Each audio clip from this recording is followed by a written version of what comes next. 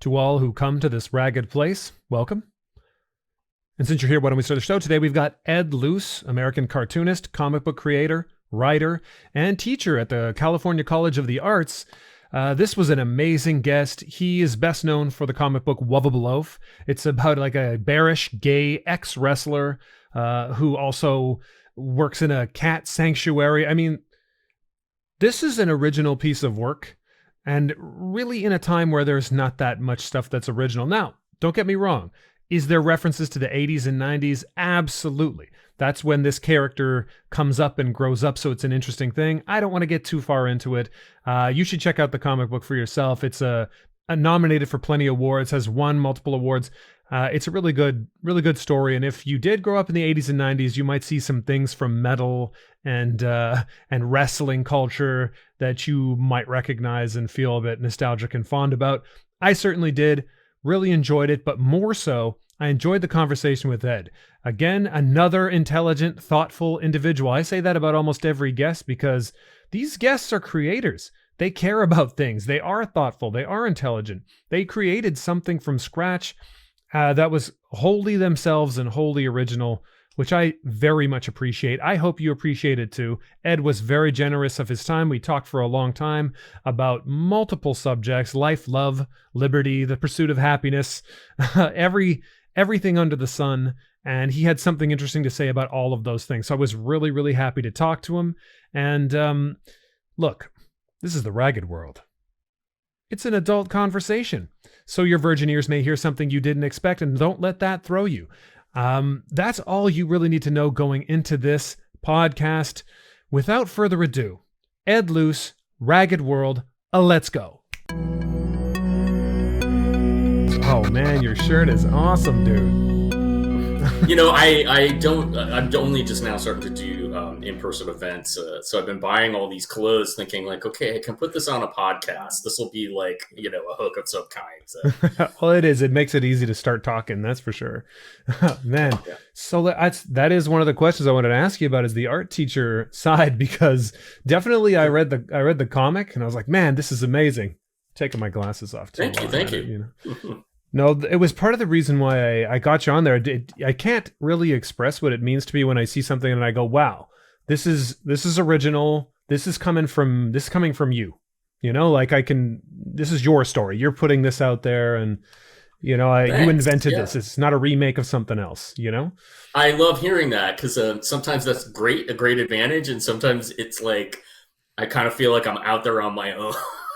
A little bit. Like I recently, especially when younger folks encounter my book, they come up to me and they're like, it's so weird. And I consider that a compliment, for sure. But it becomes difficult to describe and talk about sometimes, like when I have my elevator pitch, I'm coherent. I make sense. But I appreciate you sort of noticing that, it's like, it's kind of its own thing in some ways. Well, for sure. I mean, I definitely connected to some of the different topics and elements, because I grew up in the 80s and 90s as a kid. So for sure, I felt a little bit of that like heavy metal feel, some of that, like you have grindcore kind of stuff going on. The wrestling, how big was that? And I was a big fan of like Macho Man, Randy Savage, and all of these guys all the way back then with the, I was like that hyper masculine deal. I love it. Yeah. And I think it gets a real, it sort of has this negative kind of connotation to a lot of people. I think they just think it's and the surface of it that it's easy for people to dismiss it. But it's dynamic storytelling that is very participatory.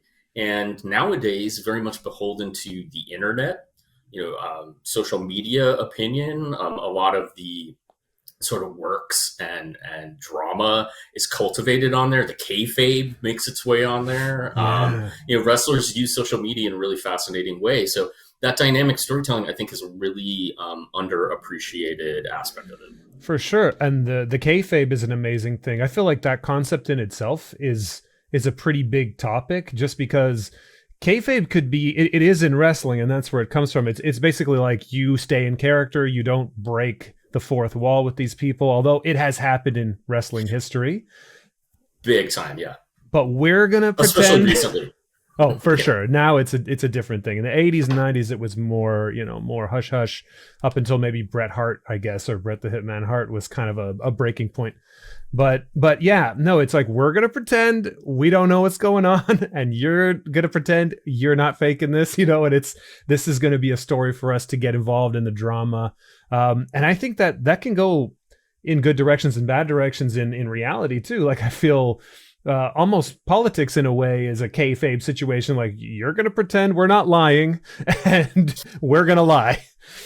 Yeah, yeah. Well, I know on social media, I don't know how long ago it was. I just happened to pick up on it because I maybe got back into wrestling after having lapsed for a while. But, wrestlers posting pictures of themselves hanging out with each other that are supposed to be mortal enemies. A lot of people kind of complaining about that. But I think it waxes and wanes. I know that, who was it? Matt Cardona was getting into a sort of Twitter battle with Effie, one of my favorite queer wrestlers. And I thought it was real because Matt was like, oh, I don't even know who you are. Every time I take you down, like you get more followers. Like I'm providing all of this attention for you. And it felt real. And, it goes on for a little while. And like, okay, they're building towards a match and they actually wrestled. And, it's great. So, it just depends on how they want to use it. For sure. And I do think some of those elements though are underappreciated and okay, well you mix so many of them. Like I said, I grew up around that time, so there is quite a few. But again, I don't feel like it's like, oh, I'm trying to use this as a storytelling device or something. I'm like, no, this is a story. These are the things you're into, and they're in there. And people say it's weird, but I don't know if that would be the right way to put it, except for in some cases. Like once you hit the interludes where there's some sort of like kind of cock and balls anteater with a devil tail tongue killing these cutesy creatures, I was like, okay, now we may have crossed into World of Weird. And I love that. I like actually some of my very favorite parts is that, or we get into San Francisco and I know I'm saying things and people may not have read it and whatnot, but go read it then, because everything I'm saying should make you want to read this, I think. Yeah. But thank you. Yeah, no, I appreciate again the how detail oriented you are in picking out specific things, and everything you're talking about is in that first Fantagraphics collection. But I will say that I came to comics from a much more of a fine arts place. I sort of picked one of my old paintings as a backdrop. I was a studio artist. Thank you for years. And of course, a fan of comics, but never having made one. Wuvable Oaf was kind of my first major project where I had to create a continuity and I had to kind of make sense. So a lot of those early, I would say the 0 issue for the 4 issue that's collected in there is me figuring things out. Really? I had a real love of Chris Claremont and a lot of the 80s comics, X-Men comics. Shout out to I'm sure people will know this, the Mutant Massacre era to the Australian era.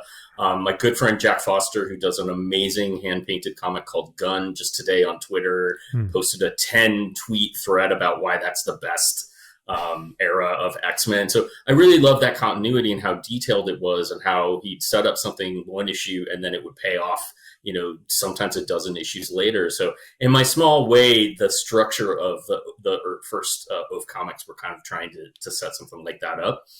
So yeah, you get a weird non sequitur, like the interior life of this disturbed cat, one of his cats, is this pocket universe that he may or may not inhabit, may or may not be the portal to. You don't know if it's real or if it's not. He's just disturbed, and this is how he looks at the world. So it's an opportunity for me to draw crazy monsters, which I couldn't in the main storyline. That's the reason it's in there. I just want to draw monsters for like a handful of pages. But I was able to kind of weave that into one of the sort of personality traits of the cat character. That's awesome. I feel like that's the kind of thing that gives it heart and edge, where I do feel like sometimes that's missing if you're just drawing from other things necessarily, or you're just rehashing other things or old stories. Is that can happen where you lose a little bit of that heart and that edge where I'm like, okay, I didn't see this kind of thing coming. On the other side, you've got love story, right? And Mhm. you talked about structure. What another thing I thought was really interesting about the structure I wanted to ask you about was you jump around the timeline a little bit. Like, okay, here we are in the present. Now let's take a look at their. Now that it's relevant, why don't we take a look at what their dating life was like? What was Oaf's dating situation in the past? Oh, what was Eiffel's dating situation in the past, and how does that relate to them now when we're coming? And I was wondering, how do you organize yourself there, putting that structure together? I feel like it could get complicated. Yeah, in a way, I realized that the spine of that first story arc was a pretty traditional kind of romantic comedy. I know that there's a billion of those out there. It's not my favorite. I mean, no shade towards anybody that loves romantic comedies and loves that style of comic or movie or TV show, whatever. I realized that it was kind of traditional. So, and I didn't. I worked very slowly, so I didn't have the opportunity to kind of set up why this date that the Oaf and Eiffel character are going to go on may or may not work out. So there was sort of an ominous tone throughout those chapter breaks you're talking about, the worst dates ever for Oaf, where it's setting up why he's not dateable, why he would make a bad boyfriend, just sort of the particulars of his life that make him, not particularly marketable in a traditional sense, and also why he's been alone for so long. Hmm. So I wanted to kind of have that thread running through where he's just like, once he sets up the date with Eiffel, is this going to be a disaster? On the Eiffel side, he is very much a jerk. Like Yeah. every time you see him, he's ordering the rest of his band around Ejaculoid. He's a smaller guy. They're all bigger guys. They're the Oafs, the Wuvable Oafs that we're talking about. There's obviously more than one that's referenced by the title. Hmm. So I wanted him to have this almost like nefarious, really kind of bitchy, persona. And then his bad breakups are sort of the chapter breaks in the latter issues are why he is the way that he is. You were just talking about the so we had the technical issue, of course, and you were just talking about the relationship issues, and I did feel that when I was reading it, and I'm thinking, oh man, Wuvable Oaf is exactly that, lovable, right? And you like this guy, and then Eiffel, on the other hand, I was like, hey, I don't feel like this is not the right person for Wuvable Oaf over here. And then yeah, you do realize maybe he's a little jaded, maybe he's cynical or bitter about these things, and that comes through as we go forward, and it's a nice romantic story in that way, which I think is pretty cool. So yeah, I follow you there. And yeah, you said you're an art teacher, right? So that was the thing. Like you're used to these kind of issues that tend to happen. Yeah. How did you end up doing that? Well, I went to UC San Diego, believe it or not, to study painting, performance, and installation. And I love that school. It broke me out of what up until that point was a mostly two-dimensional illustration practice. That's what I got my undergraduate degree in. I enjoyed that, but I didn't like working for other people. I didn't like the sort of the freelance life that I had been kind of trained to do. I struggled with that a lot. So I decided, I think I want to get out of upstate New York. That's where I went to school, and grad school was my ticket. I applied to San Diego and really had to catch up quick because I was suddenly surrounded by, my fellow grad students who were much older than me and were into conceptual art and philosophy. So I kind of punk rocked my way through grad school, read what I needed to get by, but teaching was a big component of it. And I was petrified to do it. Before I came out to California, I had some close friends say, "Are you sure you could do that?" They didn't have like the full confidence in me that I could run a class. But when you get thrown in the deep end, you learn how to swim real fast. And I actually ended up really enjoying teaching and seeing the progress that my students made, from the start of the semester to the end, seeing like little light bulbs go off and epiphanies occur in their work. After I graduated from UC San Diego, I taught for a couple of years at Alfred University, which is in upstate New York and is predominantly known for ceramics. But it was another sort of life-changing teaching experience. I'm still friends with a lot of my former students. I was closer to their age, so I think we kind of bonded. And then ultimately ended up in California and was able to meet Matt Sillidy and Justin Hall, who are currently the primary professors along with T. Pui, in the Comics MFA program. So I was a foundational member of that. They liked what I did. They invited me to come along. So yeah, currently I work in the Comics MFA program. I'm a mentor to the grad students, first year grads. I teach a self-publishing workshop, narrative arts, about printing and making your own zines and comics in the summer. And then I also teach in the illustration program. Basically, I created a class called Tools Comics, and I let the undergraduate students go from the scripting and design phase all the way up to completing. I think the longest one we've done is a 6-pager, because the semester doing all of that, it's kind of tricky to fit in more than 1 or 2 even 6-page comics. Oh, that's true. Yeah, I definitely doing comics is a great exercise, I think, for almost anybody, even if you just are just writing. Whether you're writing, doing filmmaking, even photography, just because you are going to find, you have to find the greatest possible way you can say something with just that one panel. But one particular pose, I think, is great. I actually did a thing where I was learning the writing structure of comic books. So I did 60 comics in 60 days. And I understand what you mean. You got to do a shorter thing, like it's it can't be. Yeah. And I think that people read comics and they, depending on the style that you're reading, they can go really quickly. And I think that when people then go to make comics, they think it's going to be just as fast as it is to read them. And it's like, no. I mean, I can tell you those early issues of the Oaf comic, I spent 3 to 4 months on a 28-page issue doing everything, and it takes about 10 minutes to read. So there is that illusion. They are incredibly labor intensive if you're doing it all and you're not part of a creative team. I think it's good. It's good exercise for undergrads, just to go through all of that, especially the writing part of it, which I think most of the time the students that I've encountered, I won't generalize, they just want to skip over that. And it's like, no, you got to plan. If you've only got 6 pages, you got to plan. Otherwise, you might not get to say what you want to. So, it's the same thing with the grad students as they're constructing their thesis projects. Sometimes they've got a 200-page graphic novel, but in the time that they're in the program, which is only 2 years long, 3 summer sessions and then 4, fall and winter, spring semesters, you're not going to get at a 200-page graphic novel. You might get at 30 pages, or 50 even. That's kind of stretching it. But yeah, it's I recommend it for everybody. Dip your toe in it if you haven't made a comic before. However you choose to do it, it'll tell you a lot about yourself.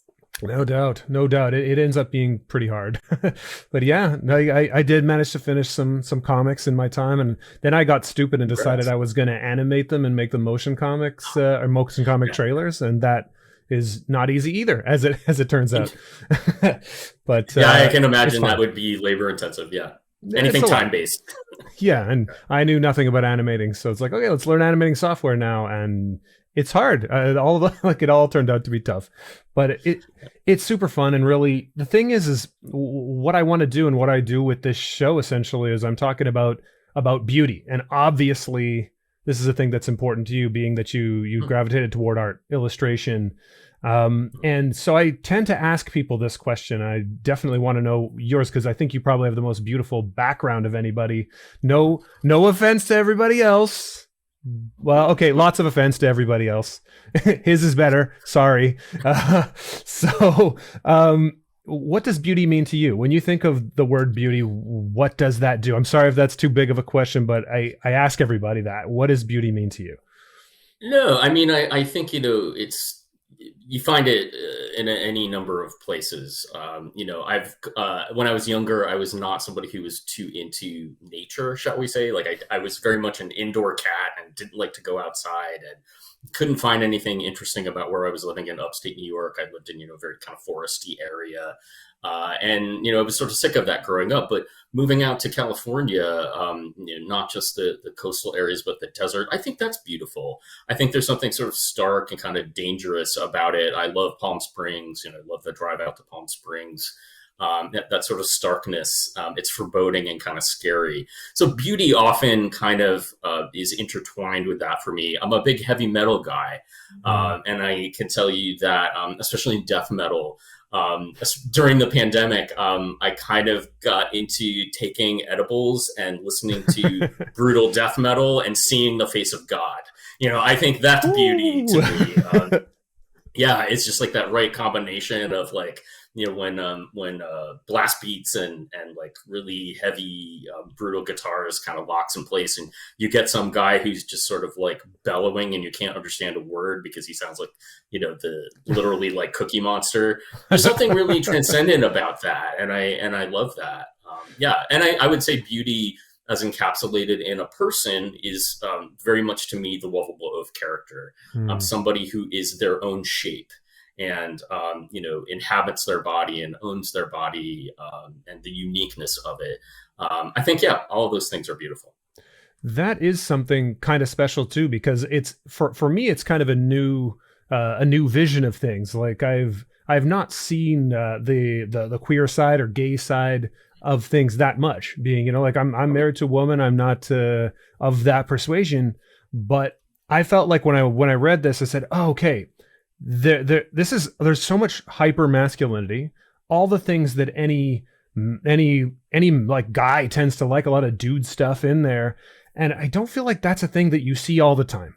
Just to be honest, personally, from my perspective, unless you're in maybe particular communities or whatnot, for me it's brand new, because it's like, okay, it's usually when you talk about somebody that you talk about gay or queer, you tend to see people from like my, I guess, part of the world or the upbringing, let's say. It's difficult to kind of put into words, but see it as often we'll watch a movie and the gay character is more feminine, or is portrayed in a particular light.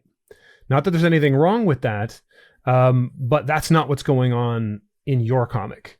I'm saying, okay, well, here are these guys, and like Wuvable Oaf is a big, strong, masculine guy. Also the dichotomy of being a big heart, real big softy, sweetie, loves the cats and all of those things too.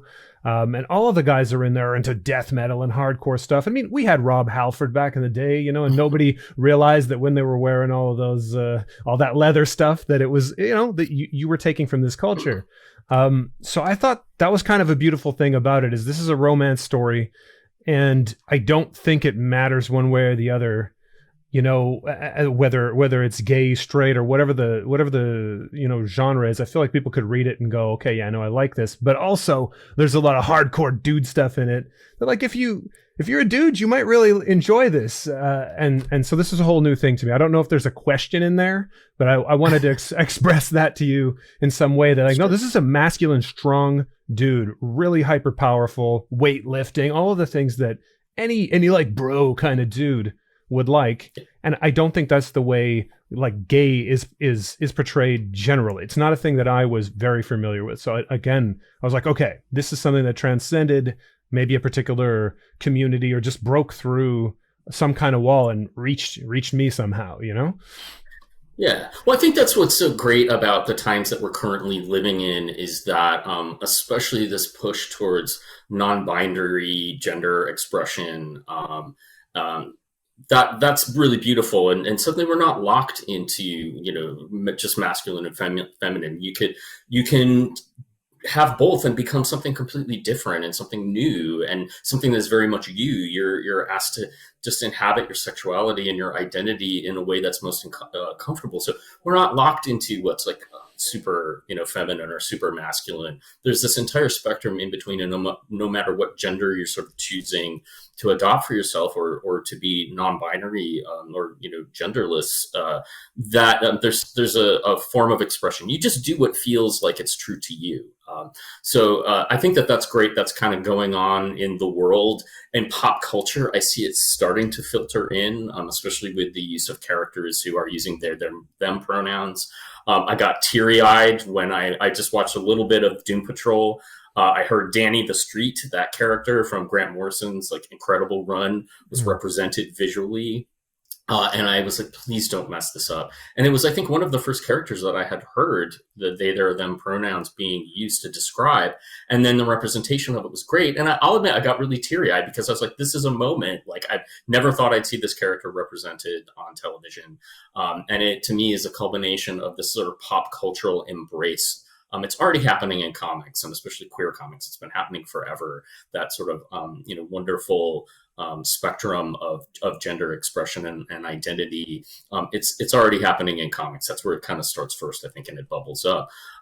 But to see it, starting to happen in more mainstream pop culture, it's great. And yeah, I mean, definitely, I started doing Wuvable Oaf in 2008. It was a different time. A lot of these conversations had been going on, but they weren't in the forefront of people's minds. So, as I said, I think we're living in a really great time where gender is very fluid and everybody is more free to be themselves. And yeah, it's exciting and hopefully closer to, I hesitate to say more perfect world these days because we're sort of far from that. But if you can kind of achieve that kind of peace within yourself and get the support you need for that, I think that's beauty in and of itself too. That's true. I think there's something to do with that. The being yourself is actually kind of difficult. You do feel a lot of outside pressure, and regardless from any direction, I did feel like maybe that was also a little bit missing from this comic in a positive way. Like I didn't feel pressure one way to be. You're not telling me, oh, this is the way things are and this is how it has to be. No, these are these characters. This is what they're doing. This is their life. This is who they are. It's not very true. I'm 100% always. Yeah, I'm always upfront about like this is my perspective. I get a little. Nobody's ever sort of asked me to speak for the entire queer community, no, let alone the bear community. I'm really, and I sometimes get a little uncomfortable when I'm asked to be on specifically queer panels, or I'm asked to do variant covers for Pride, because my comic is so personal. It is coming from a really specific perspective, and I just feel lucky that anybody takes something away from what I do. So, but yeah, I wanted to also just acknowledge too that because my comic is kind of constructed in a certain way, it's pretty obviously that it's coming from a gay perspective and a very specific one. But I didn't use a lot of, I would say particularly key words in the comic. It's coming from the bear community perspective. For those that don't know, bears are larger, more hirsute gay men. They tend to kind of congregate together. There's a whole spectrum of animals that describes the sort of intricacies of different body types and relationship dynamics and things. So yeah, that kind of was where I was coming from.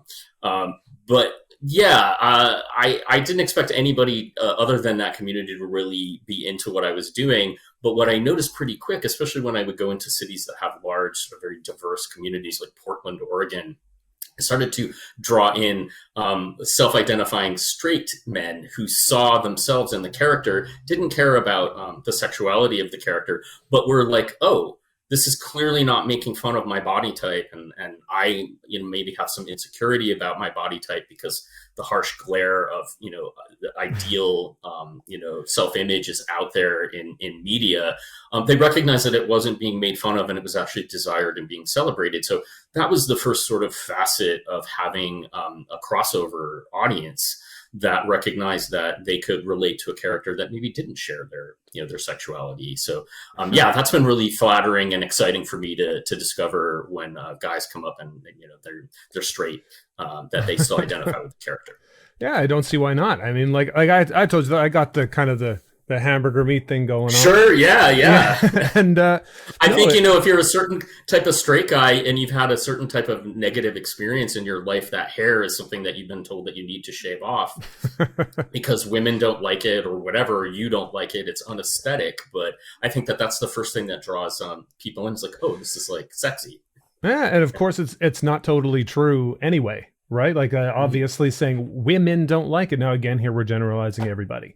Right? Not true. Like I've had a lot of women come up. One of my favorite cartoonists, Linda Barry, once came up and bought a shirt because she was like, "That's my husband," and she bought it for him. And then half an hour later, she brought him up and was like, "See, I told you." And he was like, a big very burly oaf kind of guy. So yeah, there's definitely a lot of women like it, and I think I'm happy to sort of facilitate some self-esteem if I can to that end. If you're not feeling it yourself. But I don't even think it's just that, like, because for me, there that's one element. But also, of course, the story, the structure of the story, the wildness of those characters, the sci-fi element, the wrestling element, the hardcore metal element. Again, I feel like those are dude things, and regardless of gender or sexuality, those are definitely traditionally dude things. I'm not going to say that other people and other people genders don't like this either. I'm sure there's a ton of people who love all of that stuff, of every type.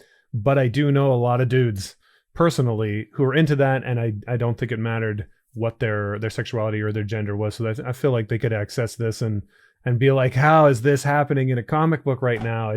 I feel like it's been since maybe the heavy metal era back in the 80s or 90s that I've seen anything like that. So thanks again. I don't know that again. That's not a question. Yeah. That's me just doting upon you about how you did a great job. I appreciate that. Thank you. Yeah, I mean, I do think I kind of synthesize things that have been classically enjoyed by a largely male, cisgender male audience. When it's like that, the inherent homoness is just there, whether you kind of want to admit it or not. I mean, one of my favorite quotes, I'm going to butcher slightly, by Barbara Kruger, is you construct intricate rituals to touch the skin of other men. That's wrestling. That is absolutely wrestling. When you're going to a death metal show, it's going to 9 times out of 10 be all guys on stage playing to other guys, trying to scare them and impress them with their technicality and how brutal they are. So it's men watching other men, strut and perform, and posture. Now I'm not saying that's inherently sexual. It's not, but that is sort of the subtext. It's driven by that. People get different things out of it. I just happen to be, kind of turned on by it. So, and by wrestling, obviously, as well. I mean, so yeah, I think that one of the things that I have kind of made it my mission to do is to point that out, at least in my comics. I'm not the first one to do it. As you say, you're pointing out Rob Halford. And I think the metal scene is definitely changing. The younger generation that's coming up and making music, they're more open to it. The subject matter is more open and inclusive. It's not as misogynist. In some cases, it's not at all. It's not racist. It's not homophobic. They realize that their audiences are diversifying, and that's incredible. I've been waiting for that since I was a kid. And, I first started listening to Guns N' Roses, and they have that infamous song, One in a Million, that I was, as a not out, but understood to be gay man, was really disappointed by. And really frustrated to hear there's like a reference to disease. And I think he goes right out and says, faggot in it. So that's a bummer. So I've been waiting for this moment, definitely for it to be more open. I could see that too, because I personally see it as I feel like sexuality, again, that's why I talk about beauty, battle, and business. And beauty, sexuality is one of those things. And I do feel like it's stigmatized. It's pushed to the side. Everybody is alive today because of some form of sexuality that must have happened somewhere along the way. I grew up in the 80s and 90s, obviously. And so there's a very different attitude than today when it came to, the word gay would be synonymous with a lot of negative things. It would be the way to say something negative, essentially the way to make fun of somebody and the way to hurt somebody. And for really no reason at all. It's not a thing that I'm a type of person who's like, does this make sense? That's all it is. Like I'm pretty simple in that regard. I think about, does this make sense? So what you're saying is this person is a guy and they like having sex with guys. Okay. So is that the end of the conversation? Because I don't see why I'm supposed to care about this or make a big deal about it. I know that there are religious reasons and there are societal reasons that people have like kind of gone with, but those don't really work as an effective reason for me. And like I say, I'm looking for a reason to care and make it something. So I thought, isn't this just gonna, how bad must you feel if you're growing up in that time and the thing you are in terms of your sexuality is used as a negative word 100% of the time. And it's I don't know. I don't know where that's going, but that's generally what I'm just trying to share with you. I think what my thinking about it has been. Even to this day, I do see some of that. Like I live in Canada and also in Quebec, and they're religious for a lot longer in Quebec than other places. So it's not that it's worse or better. I guess I don't have a gauge for that, but it could be considered that people have kept an older mindset for a longer period of time when it comes to that kind of thing. I even had have a buddy whose last name is gay. Is like literally that's the name. Oh man, he grew up in the 80s and 90s. Poor guy. Yeah. Do you think school was great? You know, Yeah. so. I guess all I'm trying to say is that I could see what you're talking about there, at least from that perspective, that something that has no reason at all to be put to the side and to be stigmatized and to be turned negative. Because has there been gay people since the start of time, the start of humans, let's say, for sure. It's just a fact. So now we're working with facts, and it becomes, well, what's the reason then that we're ragged to me means reality. That's reality. Sure.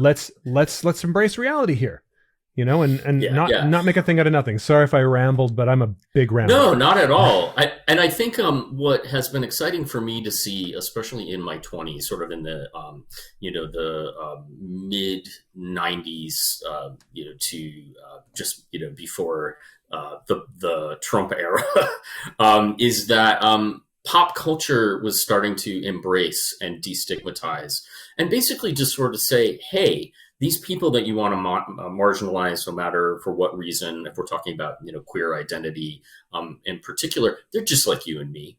They have the same feelings, they have the same fears, they have the same loves. It's just that they love somebody different from you, and it's not hurting anybody. It's between mutual consenting adults. So the mid 90s were a real revelation for me and kind of strengthened me. I mean, I think it started with movies like Philadelphia, the Tom Hanks movie, where there's a scene where he's dancing with Antonio Banderas and Denzel Washington is dancing with his wife at a party. And up until that point, Denzel Washington has been kind of homophobic and is taking the case because it's, got to make him money or whatever. But at this Halloween party, they're sort of dancing, and Denzel Washington looks at Antonio Banderas and Tom Hanks dancing and sees that they're exactly the same. And that kicked off kind of several years of media, regardless of what we're talking about, whether it's music, TV, film, where queer characters were starting to be focused on and put in the forefront. So not all of those representations from the 90s have aged quite so well. One of my favorite movies of all time is The Birdcage, and that has a litany of characters that have not aged well in it. But I saw that in the theater. Yeah, me too. That had the seed of that film. The heart of that film is the relationship between Robin Williams and Nathan Lane. And again, there's that scene where they're sitting out talking about their graves. I think Robin Williams gave up his gravesite plot in like a beautiful place to be next to Nathan Lane in the shitty one. Everybody can relate to that. My parents love that movie. So I think that is the ongoing conversation that we're having with pop culture, is these hearts and minds of folks who might not otherwise, religious or not, are being won over because the stories that we're telling are relative and they resonate. And, I wanted to be a part of that. I was a painter for years and put my work out there, and it was only really sort of consumed by queer audiences, which is great. But the comic, I saw the potential to reach a much larger group of people, and I bet on it. And to a large degree, even though I feel like I'm still kind of like a cult comic, it paid off and I know that because of the people who I've spoken to. I could understand that. I mean, again, I think a reason why your comic works in a large genre of people, although it's maybe a little silly to talk about because of course it does. A comic book is going to work for everybody and people are different. But for me, maybe specifically, I think that again, that sexuality issue of things, you think, and the masculine kind of character, as a guy from my persuasion, again, you're kind of put in a box too. The feelings you're supposed to feel are like anger and aloofness, maybe, and you're supposed to love violence and hate things that are cute, and but maybe you love violence and you love things that are cute, and yeah. I kind of like that. There's a scene in your comic where he's wrestling as Goat Blood, of course, which is like this sort of satanic goat character, which is amazing. and he's fighting like the French character, and so he has to say all these negative things. So while he's beating this guy, he's like, man, I'm really sorry. I actually love all the French stuff. It's so amazing and great. I think you're awesome. We can talk after this. And so I feel like that covers that a little bit too. That it's like, hey, look, you're a human being, man. You're not some man in this box. And I feel like that says that to anyone. I don't think it matters what your sexuality is or anything like that at all. Another reason why I think you have so many of those throughout the comic. I mean, I don't know if that's an intentional thing or are you just coming from the heart. What do you think? I think it is. I think that one of the advantages of going to art school is I was not prepared for it, but I read a lot of books. I watched a lot of movies. I took a couple film analysis classes. So I'm more interested in kind of a more conceptual take on what's otherwise a pretty straightforward story. So definitely having that moment. I hadn't thought about that in a long time. That scene where Goat Blood is fighting Pompadour, which, by the way, quick aside. I think that was the comic that sealed the deal to getting it translated into French by Comics Initiative. Quick shout out. The second book is getting translated now, and there's a campaign for it running. If you just Google Wuvable Oaf and Comics Initiative, you'll be able to find the campaign.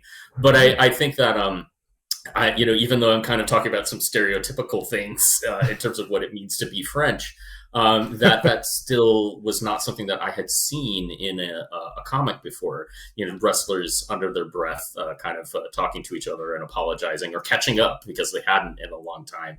I'm always looking for stories that I haven't read. So, one of the other ones that's in the second volume is a story about Eiffel taking one of his let's say more hesitant non-metal fans to a death metal show, and Eiffel talks about how to survive at a death metal show if you're like a smaller guy. That's very much autobiographical in my case because I went to a lot of industrial and metal shows when I was younger, and I was like 5'5" and 120 pounds soaking wet during those days.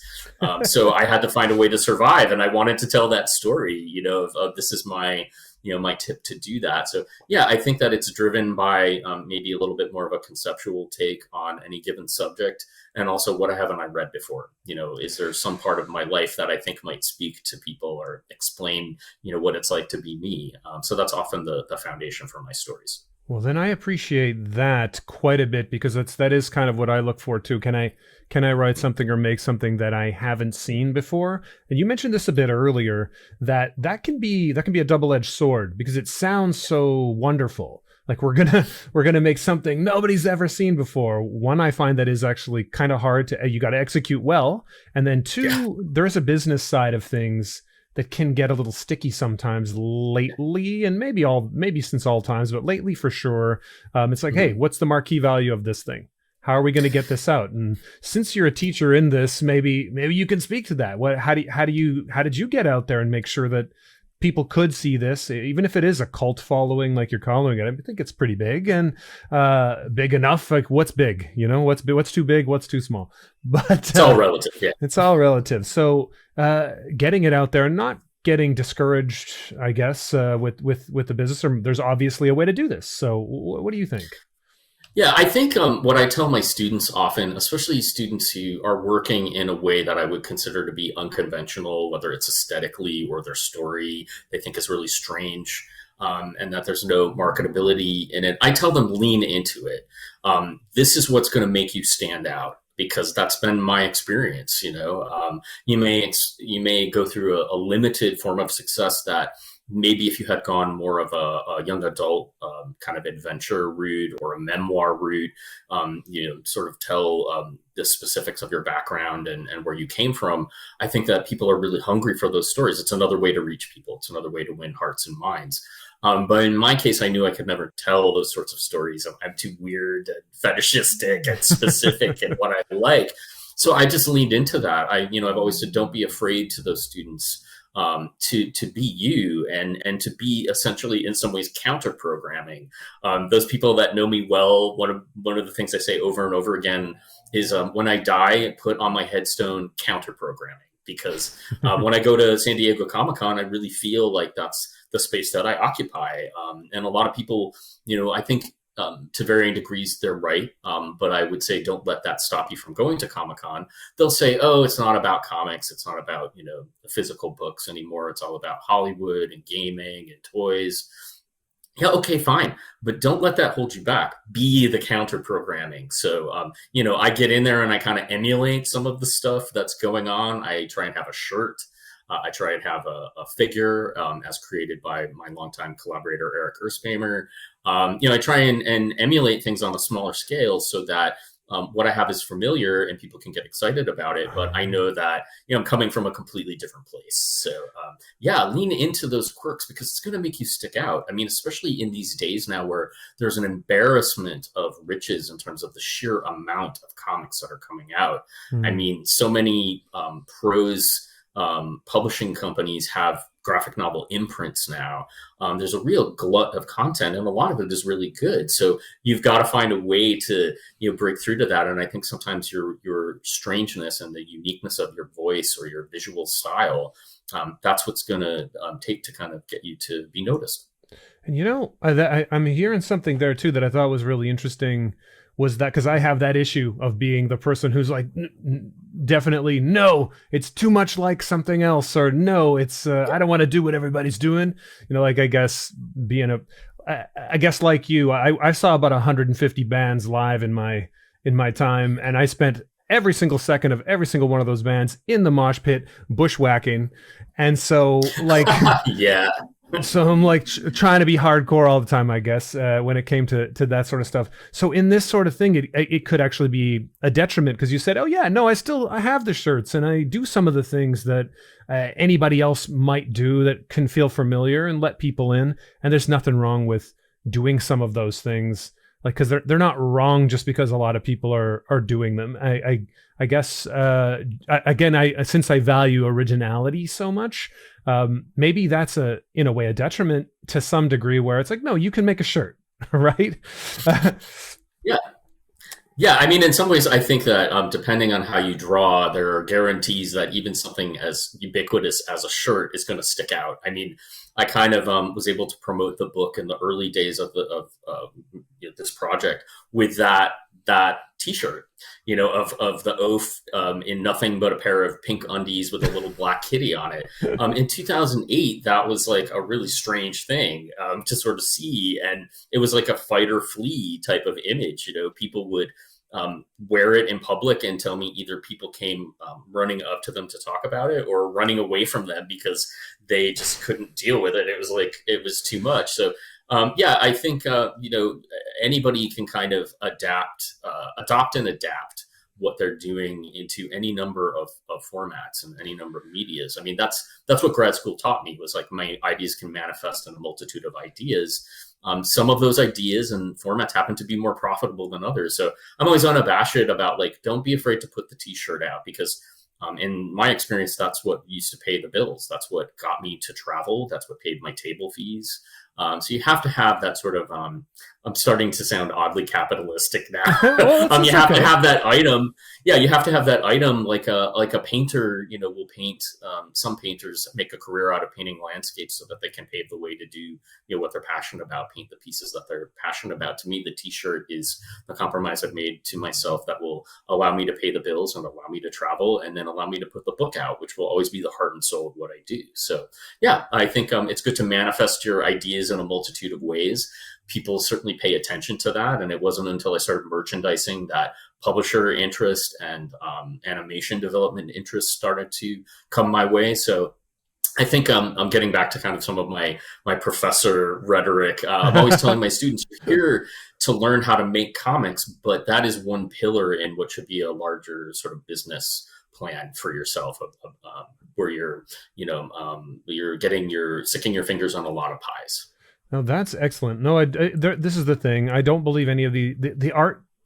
We wish it could stand on its own a lot of times, but there are those pillars. If you're completely broke all the time and dealing with so many other issues that that's distracted you from the art too. Because a lot of people could say, "Oh, the money thing is going to distract me from the art," but then actually not having the money too could really distract you from the art. Yeah. So I think it makes a lot of sense to be teaching them more than that. Like, what are some of the other pillars? I don't know. Maybe I have to go to your classes. Well, I should say, yeah, no, I should say, you should also develop a self awareness of how you function as an artist, your process as an artist.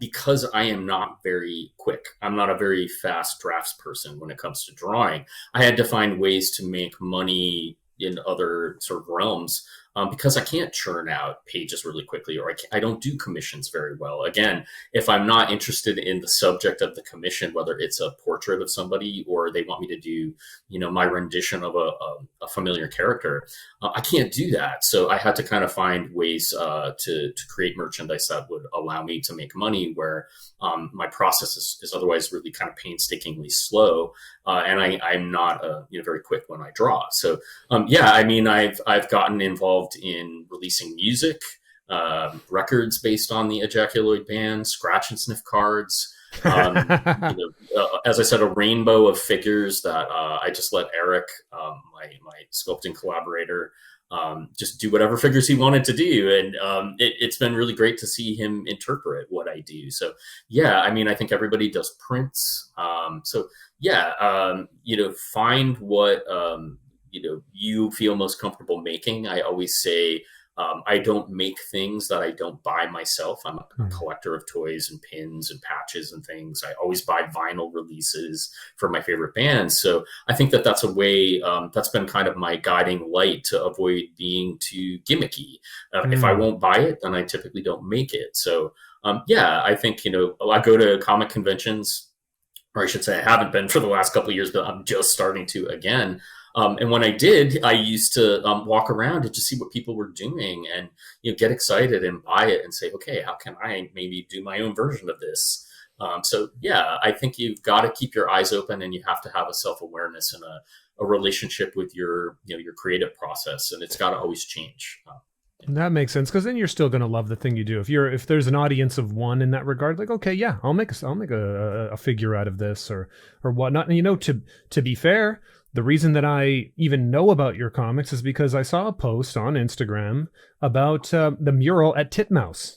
Because Sure, yeah. I love Titmouse Studio. I'm a big fan of the stuff that they do. Again, there's some of the ballsiest animation studio out there, because they've got so many shows that are not for 4-year-olds to 12-year-olds. They do stuff that's for adults a lot. And then I'm going, okay, Titmouse is putting up this mural, and I'm like, what are these things? Who's this dude? This giant hairy guy? Okay, I'm following this. Who made this? And then I found you, and then here we are talking. So yeah, for sure. It doesn't just have to be in the one thing. I might have never read the comic had I not seen that extra thing. And I'm sure you put your whole heart into that mural as well. I mean, again, the crosshatches of hair must have been a lot. Oh, you have no idea. But no, I felt really humbled that the folks that own Titmouse, Chris P in particular, had been fans of my work, and were familiar with it. That when they moved to their new facilities in Burbank, that they asked me. It started out as a much smaller space. I thought maybe I was going to do 13 feet. And their person that was working with me, coordinator, after a little silence, came back and said, "Good news, we have 80 feet for you." And I was like, what? I used to be a faux finisher in New York City, so I know how hard it is to do murals and leafing on a large scale. So I thought, I better not argue with them. I just better take this 80-foot mural that they're giving me. It's a huge opportunity. So many people are going to see this, walking in their offices. I took it, and you know what? Bless them. They let me do whatever I wanted. They did not edit.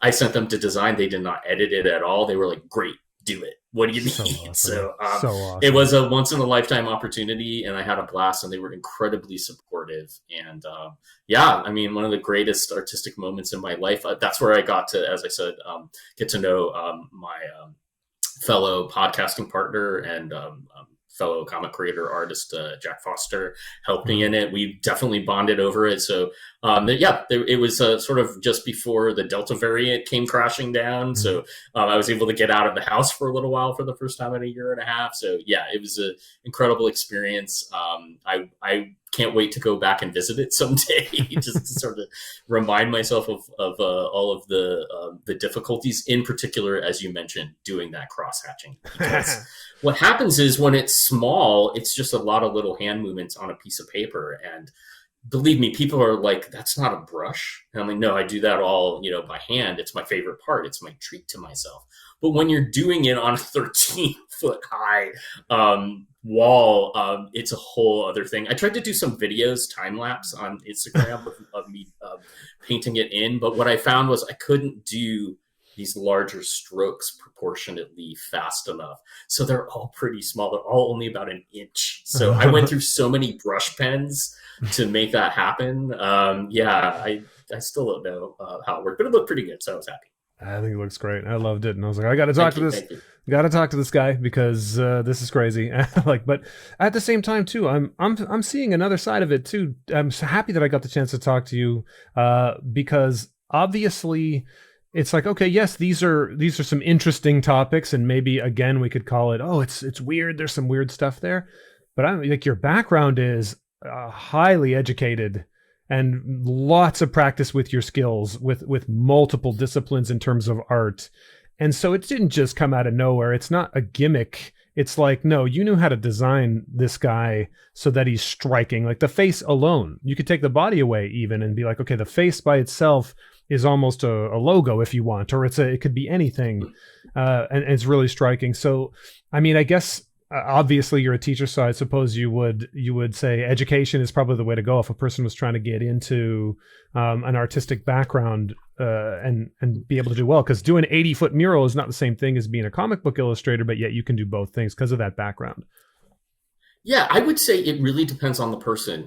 I know folks who have not gone through the schooling that I did who are incredible, and they've just been self-directed. They had the sort of fortitude and the drive to kind of do it all themselves. If you are that person, great. Like, just do it on your own. You're already kind of in the school of life, and you're going to continue to build your skills. I would say in my case, I needed it. I definitely needed some direction. It's just my personality. I needed to become task oriented.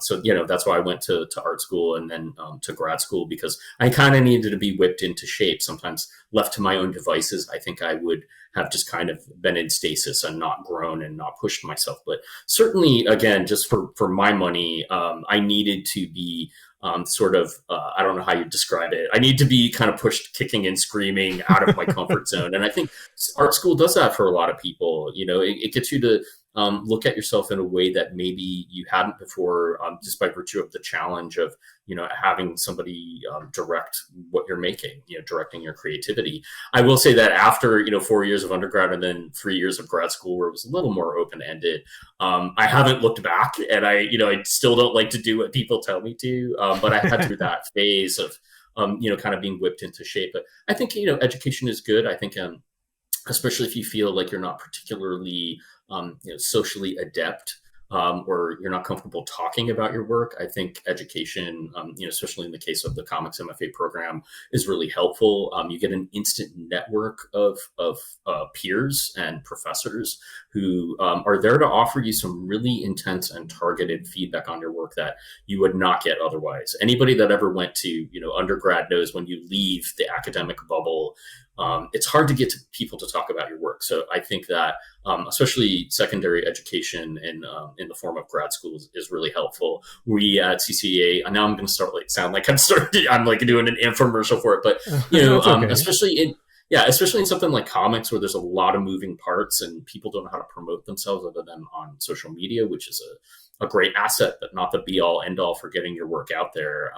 There are just too many skills that you might not have that you will get in, an art program or in an MFA program that you'd have to spend years trying to find on your own. And one of the reasons I got into teaching comics was that despite the fact that I had some folks helping me, I had to figure a lot of stuff out on my own through trial and error, and that could take decades for some people. So I think that education can sometimes provide a shortcut, can kind of build you a community really quickly that otherwise you might have to spend forever kind of making on your own. Ideally, you should have both. You should go to be academic and then be really super social.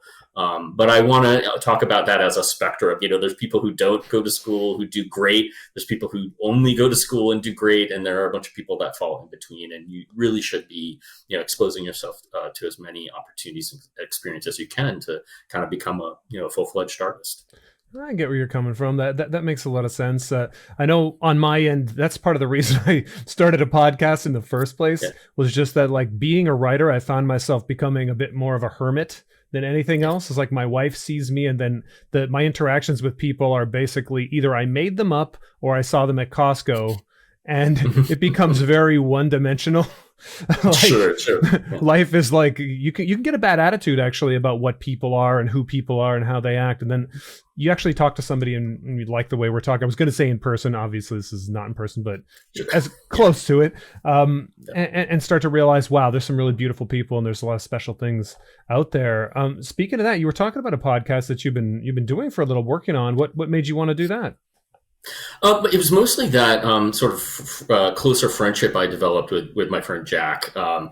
We'd known each other for years. As I said, we'd sort of been, in the background of each other's comics worlds for a while. During the pandemic, we started chatting again. And when I went down to Burbank to paint the mural, it became pretty apparent after a week and a half that I was a bit in over my head. I had only budgeted a couple weeks to do this, and the way that things were progressing, I knew that maybe it was going to take longer than that. It was going to, I was looking at maybe a month and a half. So I had reconnected with him, hung out with him and his boyfriend, and just had a great time. And he's a painter.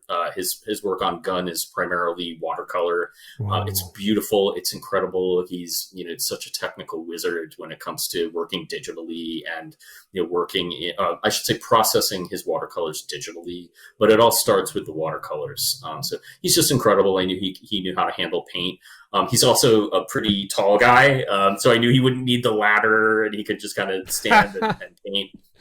So yeah, we got to chatting. I knew he wouldn't need the ladder. Nice. Yeah, we got to chatting, and he helped me. I think maybe 4 or 5 days during the course of that month that I was there, which was just a huge help. I mean, I went twice as fast, but during those long work days, which were sometimes 10 hours. We just really, kind of went through our histories with each other.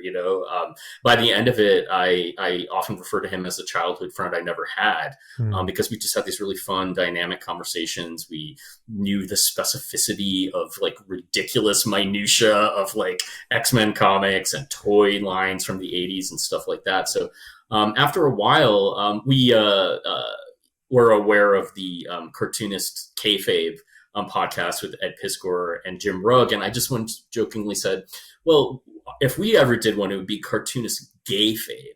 And we sort of had a good laugh, and then he kind of came back at me with like, no, we should do that. We should do a podcast together. So we're not going to call it that, although that is sort of our subtitle. Gotcha. It's cartoonist gayfabe. I didn't want to like step on anybody's toes. I don't want to start out underneath somebody's shadow with it, but that is kind of the place that we're working from. So we've been talking about, it's kind of all over the place. We do movie reviews. We talk about toy lines. We did what will probably end up being 3 episodes on G.I. Joe alone. We did Transformers. We did He-Man. I did talk to him about this in advance. So sorry, Jack, if you're listening to this and I'm like kind of naming names of what we're doing. We're figuring it out. And as I said, we have dozens of hours of material, and we're not sure who the audience is for it, other than maybe the people that follow our work. So we'll see how it goes. I think people don't need a reason to make a podcast these days. So that's sort of our story. Yeah, it's going to be called Hey Jack, Hey Ed when we do release it. Hey Jack. We kind of wanted like a kids show vibe. Yeah, so it's going to be called Hey Jack, Hey Ed.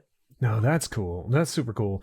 And again, the 80s and 90s comes back, and of course, He-Man Man, I sometimes said to myself, I have the power when I was running low on like a push-ups or something. I'd be like, and Yeah, I don't yeah, think anybody ever said, and there's all the new versions. I don't think anybody ever had quite the right cadence and tone of "I have the power" than that very first He-Man. yeah. Something about it. So, well, what is the 80s and 90s for you? It seems like a lot of these things really touched you, so much so that they're throughout everything. Like what does it mean to you? What do you think about when you think of the 80s and 90s? I think it was the beginning of me kind of understanding my sexuality before puberty. I was curiously attracted to Man at Arms, that particular He-Man character. I think when we were recording the episode about He-Man, I had the revelation that my drawing style was really not influenced by mainstream Marvel or DC Comics, because those artists are real technicians, but more like He-Man, which was like a little bit more simplified. The cartoon was a little bit more simplified. There's obviously some not everybody that watches He-Man or G.I. Joe or whatever is obviously gay, but I know I was super invested in it, maybe in a way that those folks weren't, because of that. So definitely gravitated towards those characters. Talking about G.I. Joe, I definitely was more gravitating towards the villain characters, Oh, for because sure. they're a freak show, and they're a fun, great freak show with their outfits and their peculiar, the voice acting on those G.I. Joe cartoons is incredible. It's all really good, and the designs are really good. I love the Dreadnoks. They, to me, are kind of like inherently queer characters on some level. They're a biker gang, and all of them are sort of half naked. So yeah, as an adult, it's been fun revisiting that stuff, because Sorry. I can see sure, I can see what, as a kid, what I didn't understand, I was like interested in as an adult, is so obvious now. So yeah, that's my connection to that. Fair enough. That makes sense. I mean, it's He-Man. Like we're not, Yeah, we don't need to mince words. I always wondered yeah. how they were medieval and like sci-fi futuristic at the same time.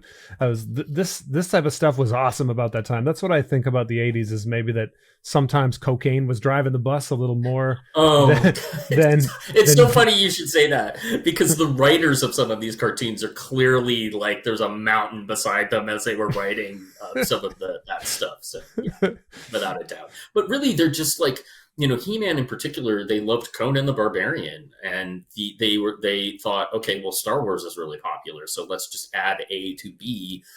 For intellectual property reasons, they got tagged with, this is too close to Conan, so we're going to add space to it and magic, and it's going to become kind of something else. So yeah, that's the seemingly incongruous elements kind of came from just like basically what I do. I mean, I think that, again, like, that is also an echo of my 80s childhood. Is I'm synthesizing things that maybe don't make a lot of sense being together, like bear culture, metal, and wrestling.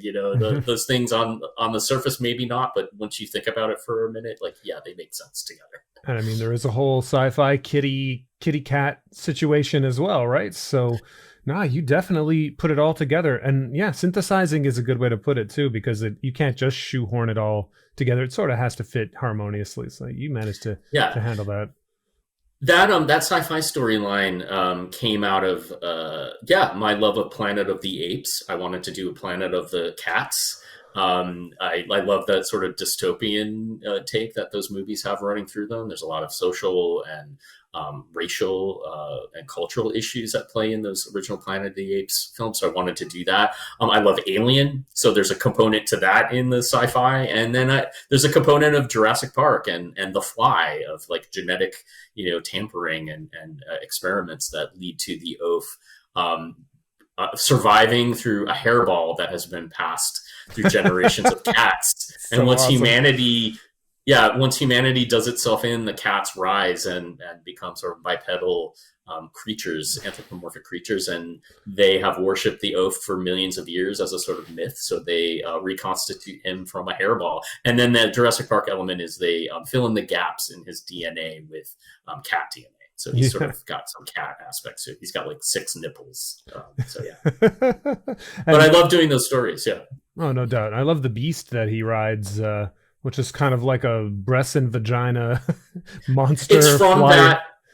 Yeah, it's from the sequence that we were talking about in the early issues where Pavel, the special needs cat, is hallucinating all of these monsters. Yeah. It's those monsters, and those creatures are actually the thing that he's riding are what's the remnants of humanity. It's their DNA has been exaggerated and mutated to become essentially their subservient, animals that they ride.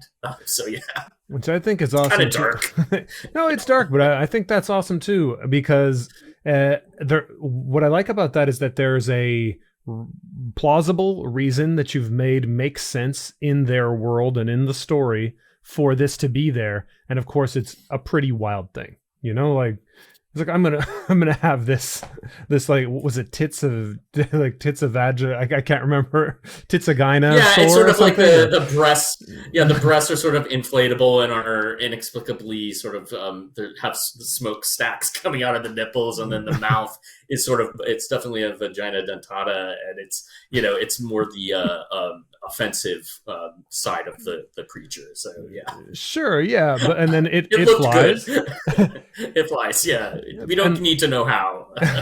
I think it could like again a lot of people could shoehorn maybe something crazy and say okay this is crazy, but nah, it was clear they explain it. It's like this is the DNA of human beings, and it's like this juxtaposition of the very intelligent with maybe the more crazy is super fun, and I've consistently loved that throughout the whole comic. So that's wonderful, and Thank you, thank you. the tongue-in-cheek thing too, I like that too. It has maybe a childlike wonder in a way, and even though some of the stuff is a little more raunchy or whatever, I like look again, this is an adult podcast, man, so we aren't going to be talking, we're not worried that it's raunchy or not. Like this is totally cool.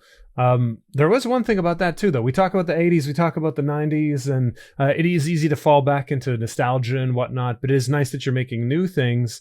I ask people this a lot because I wonder what it is, maybe for myself, maturity, growing up, becoming an adult. Um, Mhm. I feel like this has consistently had a negative perception. Like, Mhm. being old, you're an old loser. Especially, I guess, in our time in the 80s, we always had commercials that were like, "Fuck you, grandma. We don't, we like Yeah. extreme. Like, quiet down, kids," and it would be this kind of thing, right? Yeah. So, this negative perception of becoming an adult or growing up or maturing could also, stunt some of our growth in a way, or mental growth at least. I do feel like sometimes in growing up, you see people clinging to some of their ideas or whatever that they had when they were 17, even though they're 55. I don't think you just automatically mature mentally. This is sort of a left turn from Vagina Tit Monster, but Yeah. it's what I do. So, what is your perception of positive maturity? What does it mean to be an adult? What does it mean to be mature to you? I mean, you're a teacher, so you teach you're an art teacher, but hey, I'm asking you this. Yeah, I think it's keeping an open mind, and as you said, not living in the past, not challenging what you grew up with. I think paying attention to what younger people are saying, whether it's through, well, I would say specifically through the work that they're creating, the art they're creating, whether it's film, TV, comics in particular. Listening to those voices, I think in a weird way, that's how you mature. That's how you become an adult. You maintain an awareness of what's going on around you, and the different life experiences of other people. I think if you stay, sort of frozen in carbonite, if we're mixing our sci-fi metaphors, that is a quick way to not be mature and not be an adult, because you're living with a set of values that are not only outdated, but you had when you were a different person, when you were a younger person. So I think keeping that open mind, and especially an open heart. I'm always talking about, like, you have to have an open heart. Even if you struggle with something to understand it or accept it, someone else's point of view or perspective, you still have to take at face value that it is the essence of their experience, and they are trying to communicate to you what that's like. And if it's coming up against, if there's friction with that past, then it's really on you to challenge yourself and understand that these are human beings. They're growing up with a different set of circumstances. You have no idea what it's like and what they're going through. And regardless of what those differences are, but especially if they're gender identity differences, if they're a person of color, if they're coming from a different economic place, you've got to listen to that and you've got to put it into here so that you can continue to grow and evolve. And I think that's just sort of the key to maturity and being an adult is not falling back on these set of values or ways of thinking that are not just outmoded, but from when you were younger and less experienced. Fair enough. That's amazing. Look, I didn't ask you how much time you have, so I don't want to keep rambling on you. Oh no, I mean, again, this podcast that I do, we look up and it's 2 hours have gone by, so I'm more concerned about your time than my time. Oh no, for me, it's not an issue. I definitely what I do is I essentially clear the day almost when somebody's on here, because I think the people that I pick, I certainly pick them as carefully as I possibly can. That's why I actually created a video for you and was like, hey, I was impressed by that. Yeah. I was impressed by that, and I've done so many interviews and podcasts, and that was the first time that somebody actually pitched it to me, and I was like, that's great. I was a little caught off guard, and the times that we're living, I think everybody has their alert system on and are trying to be aware of, especially how social media is used to whatever, you name it. Yeah, lots of scams. It's been appropriated. Yeah, it's been appropriated for any number of reasons.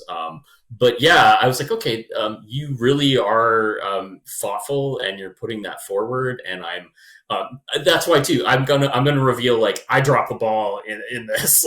No pretense here. I completely dropped the ball and had to get back to you on it. And I was like, you know what? Thank you for not holding that against me, because I think some folks would have. But no, I was impressed by that level of professionalism, and I was like, he really wants to talk to me. I mean, you didn't have to do that. I would have talked to you anyway. So yeah, I appreciated the professionalism involved in that, and just the work that you put into it. No, and for that side of things too, I don't expect really anybody to get back to me. That's one of those things, I think you were talking about mental maturity and understanding that somebody else is living their life. Just because I ask doesn't mean this person has to pay attention to me. Sure. Do you know what I mean? It's like I'm the one putting you out. Yeah, I mean, I think you caught me at a time where I was just starting to kind of pick my head back up again. The pandemic has been particularly difficult for me because my husband's older and immunocompromised, and I have to kind of self-isolate. So this whole thing with the vaccines has been fits and starts for me. Last year around this time, I picked my head up and I started to do some fan art, and that's how the Burbank opportunity, the Titmouse opportunity happened. But over the fall and part of the winter, I just kind of withdrew back into myself again and picked my head back up and got going. And pretty soon now I have a show booked every month until September, which is great. I mean, now that everything's kind of opening up again. So yeah, I mean, I know some folks might be really super busy, and that you approach and it's just, not necessarily that they're jerks, but more that they could have any number of things going on at any time. So it helps, I think, that you're, I don't know how this turned into a feedback session about your, which is, it should be, because I'm sure a lot of people could learn from what you're doing, that it's helpful to take it that seriously when you approach somebody to be on something like this. Well, I think that's the biggest part about this podcast. If there's anything if you want to talk about a story spine, let's say, is that people are people who are creating are human beings. Just like you mentioned, maybe some of our ideas rub up against each other and we don't maybe agree, or the direction we're coming from might be a little different. But you have to understand that people are people. Yes, you created a comic, and yes, there's a lot of stuff into it. It doesn't mean that you're a crazy person, or that you don't have feelings, or that you owe everybody everything, or you owe me an answer because I messaged you. Or I feel like some of this stuff is happening online quite often. I mean, I've wanted to make a podcast for a long time, but until I had a spine, I wasn't going to do it. Until I knew why, I'm like, okay, I'm not just going to talk, to my friends, even if I think it's entertaining, just because I want it to be about something. And I said, well, this is after I did enough writing and created enough things. I was saying, I see this world of I feel like an outsider sometimes, and I think a lot of people feel that way though. And it's not just you, it's everyone else. And maybe Sure. let them in. Let them in. And so and be cognizant of their feelings. And I try to do that. And I try to show that. Like, look, you've talked about a lot of different things. And I think a lot of people go, oh, you know what? Maybe Ed's a human being after all. And it's not just Wuvable Oaf, he's a guy.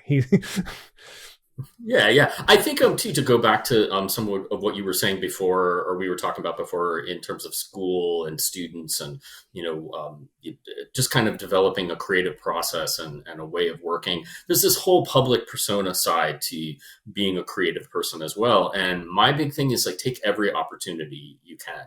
I think I say yes to 99% of podcasts and interviews because I want to get out there. I want to not just have my work always speak for myself. One of my professors in graduate school was a painter by the name of Faith Ringgold, who actually right now, she's got a show going on in I believe it's the New Museum in New York City, a retrospective.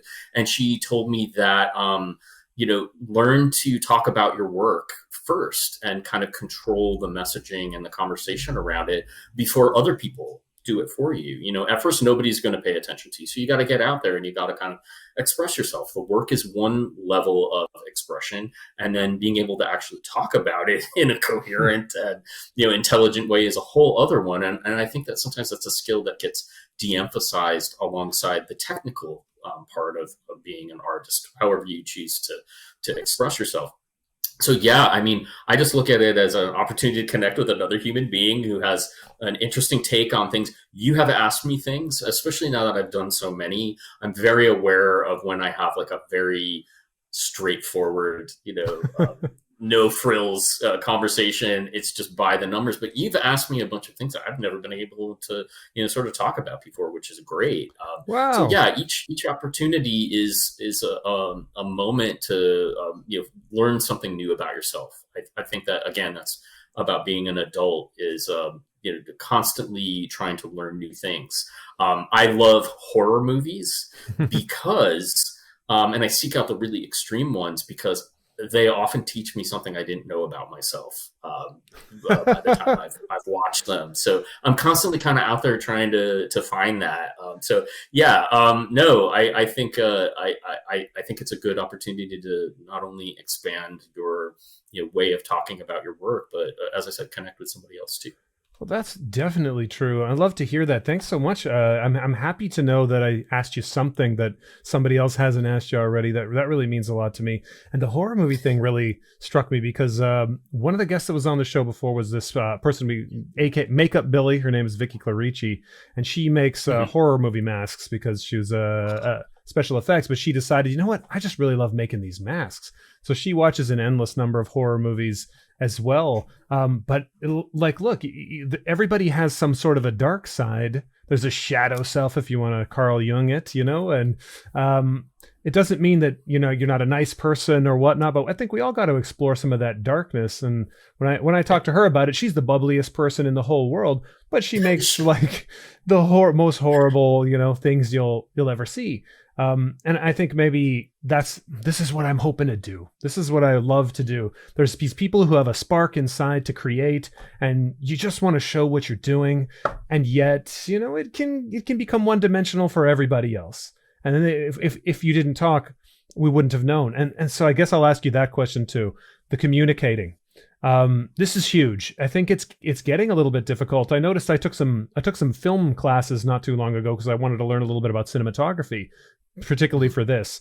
And when it was time to speak, a lot of the students didn't talk. I could wait for 15, 20 seconds. Nobody would say a word. The teacher would be like, so does anybody have any questions? Or, hey, what do you guys think about that? What was your take?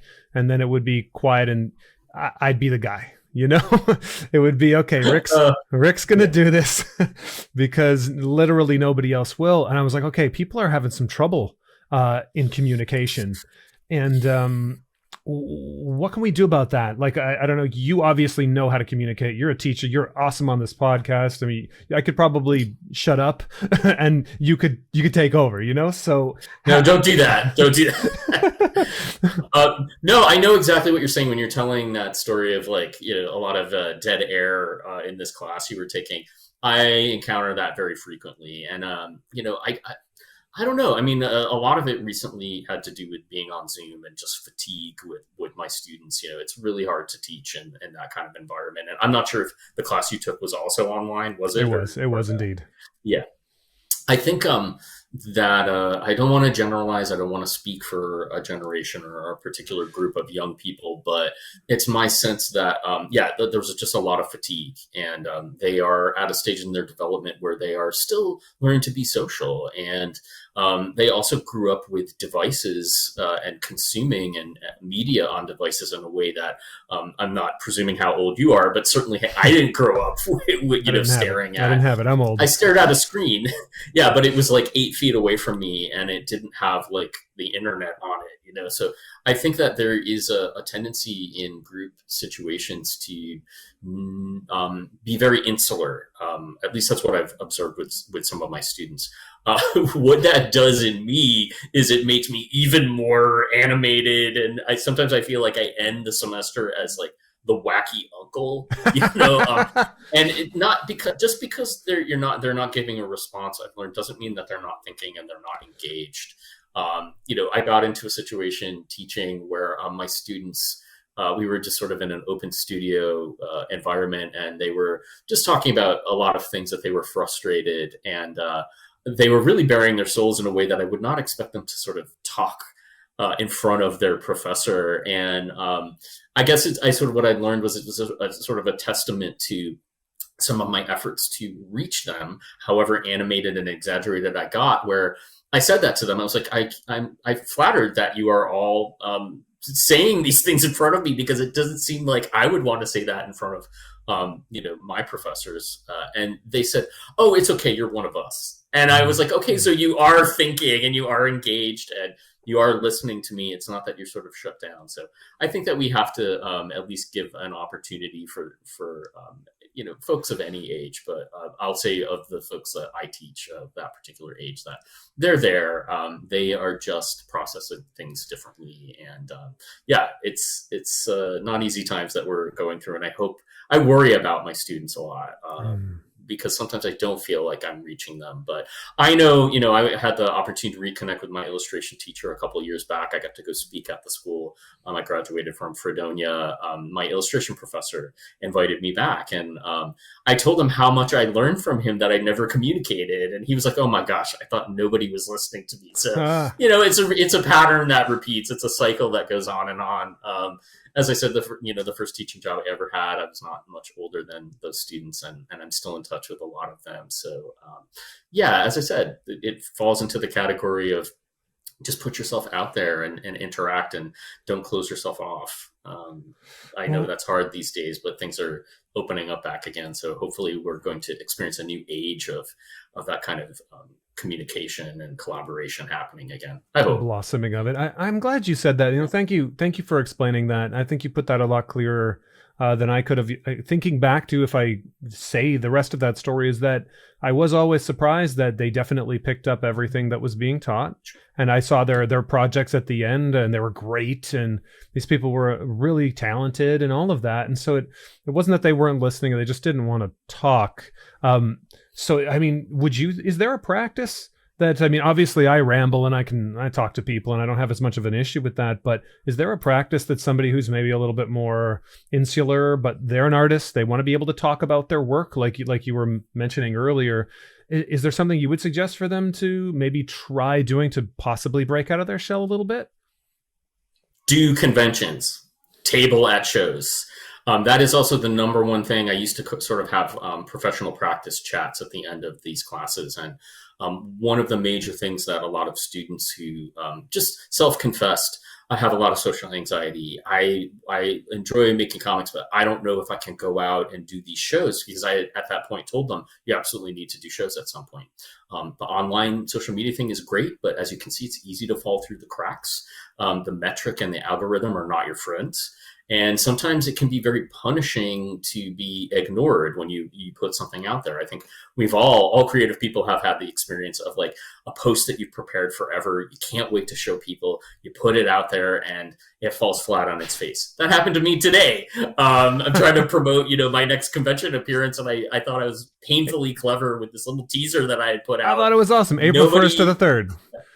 Yeah, exactly. Nobody, it was not a blockbuster. So I think that you can't count on social media. You've got to go out into the real world, especially now that as long as you're doing it safely, the opportunities are increasing again. But yeah, it's like one of those machines in a batting cage that spits softballs out at you at regular intervals, and you swing and you hit them. That's what a convention is like.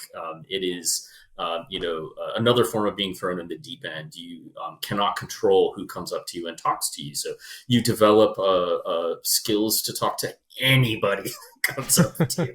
And I will knock on wood, like I've been blessed to never get into any particularly confrontational situations, but I know I had more times more often than not, let's say, how to handle that and diffuse that.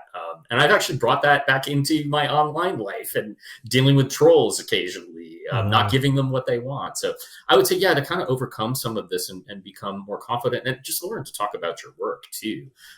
Like doing in-person shows, I know that's more specific to comics maybe than anything else, but my version of that when I was a studio artist was doing gallery shows and talking in the gallery to people, sort of holding court. I think the more of that you can do, you will become more comfortable with it, and you'll learn how to deal with people who are discovering your work for the first time and what to say to them to not scare them away. You'll learn what to do with people who are a little bit hesitant. I can't tell you how often at shows I'll get a guy who'll walk by slowly and look at what I have and not stop. And then maybe 20 minutes later, I'll see him come by again and he'll look at what I have. And maybe by the 4th or 5th time that happens, he'll work up the courage to come up and buy the book. And I'm realizing, like, okay, you're closeted. This is something that is attracting you, but you are really super aware, and I try and make those people comfortable. So, it's just a great opportunity to do exactly what we're doing now in real time, real fast, is you learn how to interact with a multitude of different types of folks. That makes sense. So in a way, an almost aversion therapy or kind of thing where you take, but you're jumping straight into the deep end. And for some people, yeah, it's aversion therapy for sure. I love it. I mean, it charges my batteries. I mean, this past weekend I did Sacramento Comic-Con for a show in 2 years. And it was like muscle memory. It popped right back in. I had my friend Jack next to me, who I've been mentioning. I had someone from the Bay Area that I hadn't seen in a while, but had definitely done shows with. I saw people that I moved to San Francisco in 2006. I hadn't seen since I first moved here. A friend of mine came. I hadn't talked to since my sort of hanging out in the bars days in San Francisco. So it was great to chat with him. And pretty soon you'll start to see people. You'll associate groups of people with the shows that you do. So that's a reason to do them over and over again. You get to visit with them. So it's really nice. There are many reasons to do it. So I would say do in-person events as often as you can. It's interesting. It makes me think about relationships, and it went in, and I didn't talk too much about it, but you sound like that you're in a good relationship. I guess this isn't the place to grill you on it. You're like, no, it's terrible. No, but I feel like you're in a good relationship, and I am as well. This is a thing that it doesn't seem like maybe it's important, but I do like to ask about what is your view of relationships? What is your view of love and being a person that is connected to another person? What does that mean to you? How do you approach that? And what is a good relationship? Because some people have trouble with putting this together. I wish they didn't. So that's why I'm asking. Sure. I will speak more from a creative person's point of view. I was in a relationship with another creative person, and it was a nightmare because even though we worked in completely different formats and medias, there was still this weird competition that happens sometimes. And I feel like if I were still with that person, I would not have made the work that I'm making now, because he would have smothered it in the crib, because if I got more attention than him, that would have been a big problem. But the person that I'm currently with, my husband, we've been together for 16 years, married for nearly, I'm rounding up to 16 years, and then married for 6. And he's, I wouldn't say a creative person. I wouldn't even say he's particularly interested in comics, but he loves me enough to support what I do and has been absolutely instrumental in my success, really giving of himself. So I would say, that you're in a good, strong relationship when you pursue something that is going to take all of your time and energy and heart and soul and at least at first money, to have somebody who really believes in you and supports you and gives you the foundation to be able to develop this. Without my husband, Mark, I would not be where I'm at now. And there are other people certainly too that have really supported me. But, he, like I said, he doesn't read comics. He went and saw all of the Marvel movies because he likes Chris Hemsworth. So anytime Chris Hemsworth was in something, he was like, I'm there. But he also came and did so many shows with me, and found his sort of what interested him in those situations. He loves to walk around and look at the animation cells, and he likes looking at some of the cosplay stuff. He came back one day from walking around San Diego Comic-Con with like turquoise colored contact lenses, and I was like, oh, that's really cute, and wore them because he thought that was like his version of cosplay. But like I was saying earlier about how you grow and you mature and you become an adult, you find the things around you that are compelling and resonate. And if there's something that isn't familiar to you and you can't relate to, then it's on you to sort of find what it is about it, because something like comics is so incredibly popular. There's got to be something within that can interest you. So he also likes the social component to things. He likes talking to people. He sees the folks that come up and that I talk to. He observes when I have to go away from the table to do a panel or get some food. He takes my place and doesn't miss a beat. So I think finding somebody that accepts you for who you are, and even beyond that wants to help enrich who you are and strengthen who you are. That's, for me, that's the thing that doing what I do has been exciting to see in my current relationship is that person that I love finding things that he loves about what I do. It's beautiful. Thanks so much for that. I feel that same way. Like, I've been with my wife I'm rounding up to 17 years, but it's a 16-year thing. And we're not the same on paper. We like all the same things or whatever, but I do feel like we have we maybe experience the world in a similar way, and in that we can connect and of course support each other in whatever it is. And I think that's huge. It is huge in relationships. I'm so happy to hear that's the way it's working for you, because I do think a lot of people sometimes try to tick check boxes and be like, we like the same things and we're about the same height and we're about the same age and whatever. And that looks good on paper, but unfortunately you're not really being completed in some way, I guess. Or I don't know if that's a good way to put it. That sounds Jerry Maguire-ish, but it's no, that makes sense. I mean, and I'll just sort of speak for myself in the same way that I like engaging with horror movies that teach me something new about myself. If my husband, who's also 20 years older than me, if we were really similar, I don't think we would have learned as much from each other. And I think that is really the key to our relationship, is that we've learned so much from each other because we're so different. He hates horror movies, but he'll watch something if I really ask him to, because I think there's something interesting going on in it. He will do that. So, while sometimes I wish we had a little bit more in common when it came to our pop cultural interests, those are ultimately relatively trivial. And we have much more to kind of learn from each other. And I think that is the spark, and that's the fire that's like driven our relationship for this long. Oh, that's so cool. That's so cool. No, it makes a lot of sense. I'm wondering, okay, what are you learning about yourself with horror movies? A lot of times I avoid them, just to be honest. Even though I Oh, have okay. nothing against them, I've seen plenty. But Yeah. what are you learning? What am I missing here? What are we learning? Very primal, like basic things. But I will say this: I grew up loving slasher movies. That was what the '80s were all about. They were forbidden to me. My parents were super strict. I found Uh, ways to watch them anyway. But I watched so many of them, and I've sort of followed the trends in horror for so long that it is really hard for me to have that moment where I get uncomfortable. I mean, as I said, that's the space in which I'm like, okay, that's something I didn't know about myself. So, I mean, just an example. There's a movie called Neon Demon. It's on I've seen Amazon it. Prime.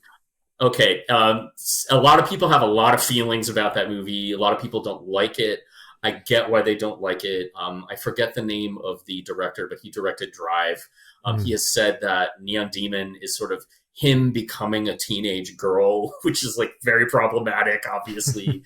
But there are moments in that movie where, again, they're pretty dark. And I don't know, spoiler alert. Spoiler alert! Go There's a, for it, man.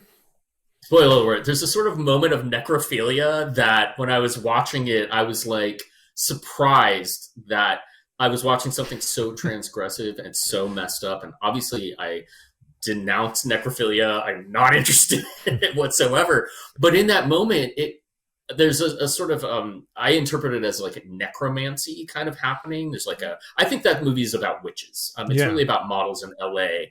But I think that they're witches, actually. It's never said. you're But that's right. kind of what's going on. It's not Yeah. said, but that is what's Um, going on. Yeah. and there's a moment of necrophilia in like the beginning of the third act after some, again, really dicey, stereotypically negative, queer representation happens. But I think that the main character in Neon Demon is the villain. Actually, there's a pivot point midway through where she's has something unnatural going on about her, something supernatural about her all the way through, and then there's a shift halfway through the movie where you're like, okay, she's like the villain of this movie now, and these other people, they're villains too. So it's like that classic, millennial like bad guys fighting bad guys, and you're not meant to really identify or relate with any of them. They're all fucked up. But that moment of necrophilia. I can't believe I'm saying this out loud. I'm probably going to get canceled for this. The moment of that Sorry. it felt empowering. Yeah, it felt empowering. I've talked about it with other people before. I've just not talked about it quite so publicly. But there's this. It was empowering, and I was like, "Wow, this is like crazy, and it's making me uncomfortable." But I don't run away from things that make me uncomfortable. So I saw that this was like a kind of oddly empowering moment, even though it's sort of violating a corpse. So again, it taught me something really interesting about myself that like I would not have expected. And I think that that's something that, I mean, again, depending on how quote unquote conservative you might be, if you can't kind of roll with that and realize this is, it's kind of a lot of manga is processing uncomfortable things. I think Mm. that without generalizing, that is a way to process taboo things, and I think that this movie is doing a lot of that. Yeah, I just got sort of excited, and from that moment on, there's a lot of crazy things that are happening. It's a horror movie. Yeah. You should be horrified by it, and that's where I don't get some of the criticism, especially the reviews on Amazon. Oh yeah. It's supposed to be horrible. You're supposed to be repulsed. And I was impressed by Neon Demon because it repulsed me and it challenged my perception of norms, and it repulsed me, and I learned something about myself. I was like, okay, I can kind of simultaneously be like impressed by something and horrified by it at the same time. As I said at the beginning of this diatribe, like It's hard to do that with me because I've seen so many horror movies. So when something does that, I look at it as a transgressive, challenging piece of art, and I respect it for those reasons. So I am a fan of that movie. I know a lot of people aren't. I absolutely understand and accept why they don't like it, and I get it, and I agree with you to a large degree. But in the way that people love Salò, 120 Days of Sodom, they don't love it. Who loves that movie? Let me dial that back. I never watched it, but I've heard about it. You only need to see it once. In the way that people respect that as a piece of art, that is kind of what I look for in film, and especially horror films, because it taught me something about that. I, of course, don't endorse any of it, but it made me feel horrified, and it checked that box. Mission accomplished. Well, a little bit of cannibalism here and there, I guess. But yeah, no, it was pretty rough. It's great. Yeah, it's great. It's definitely rough. Yeah, it's hypnotic. Visually, it's very hypnotic. So, I mean, I watched it again sort of recently after reading the reviews on Amazon, and I was like, wow, people really hate this movie. They're calling it boring, too. So I put it on. I was riveted from start to finish, you know. Well, I think sometimes people maybe miss a subtext, or like lately, a lot of times you're being told and you're not really being shown, and you forget that it's a movie. You know, I actually watched The Graduate yesterday, and they don't tell you everything. There's a ton of stuff like that where every time he asks one of the adults will ask him, you know, well, what's your drink, you know, and he'll say bourbon, and they give him scotch anyway. You know, it's a little thing like that, and they don't say that, and he never says, oh, I actually said bourbon, or we never address most of the little details that happen because they just happen. Nobody talks about that stuff in reality. So I do feel like, and the visuals, the colors, all of that stuff was really beautiful in that movie too. I do think it is easy to tear things down too, particularly when it's other people's artwork. It's definitely, you didn't make it, you didn't put any effort into it. You can just watch it and see the mistakes, so even if they're valid mistakes. It's so easy to rip it apart. Like, I mean, I'm a writer. I could rip apart movies. You want to rip apart movies? Let's go right ahead. But I would do that maybe with my wife if I don't like a movie, but I don't like to do it in a public thing, not on social media or anything like that, because I know they're just like me. I've made a bunch of those missteps, and I'm definitely nothing special. And you know what gives me kind of the right to rip you to pieces off a thing that you cared about and loved. And it's almost impossible to make a movie. If anybody's ever tried to make a movie, it's amazing any of them are ever made. So I guess I'm going on a diatribe now about that. I think you're right though. Like what was good about it? I mean, it was very visually beautiful, and there was a lot of subtext. So you could say, oh, this is boring because I don't understand what's happening. But it was really a feeling you're supposed to be getting. So maybe not everybody's getting that feeling from this movie, and that might have been the criticism there. Yeah, I think you know, there are legitimately horrifying, triggering, uncomfortable things that happen in that movie, and I don't take that away from anybody that didn't like it. I happen to be my person and my body, my identity, my point of view in watching it. Those things that might trigger other people didn't trigger me. So I was able to kind of move past that and just get something else out of it, for sure. So yeah, again, I don't want to take anybody away from anybody that didn't like it. But I keep going back to it because I'm thinking about it. And again, I think that, you know, that's something that horror should do, is it should really get you to think about what you're watching. You know, and yeah, I would say to anybody that would be critical, the only sort of tit for tat thing I would say to people who are really critical is like, then make something. You make something. You know, that's not a challenge of like, push back on their opinion. It's more like, get that experience. That's what got me making the Wuvable Oaf comic. Was I went to a comic show, one of my first since, you know, I moved to San Francisco, and I went to the Prism Comics booth. Prism is a nonprofit that supports LGBTQ plus comic creators, queer creators in general. And I was excited to know that existed as an organization. And I looked at all the books that were there. And while they were great, none of them spoke directly to my experience. And that is the best reason in the world to make something. So if you don't like something, I would say, be aware that person put, as long as that it was, for the most part, well-intentioned, they put themselves out there. You don't have to like everything that they had to say. But at least give yourself that experience one time where you make something and see what comes back to you. You might end up, kind of being on the receiving end of that. And there's a lot to learn from that. I'm not saying that that's a bad experience and that people shouldn't have their own opinions, but I just think there's more to learn from it, for sure. And to go back to The Graduate, that is one of the greatest endings of all time in cinema history, because I used to teach it when I was a professor or a TA at UCSD, and all my students thought it was a happy ending. And I was like, you're not paying attention. See their faces. To it.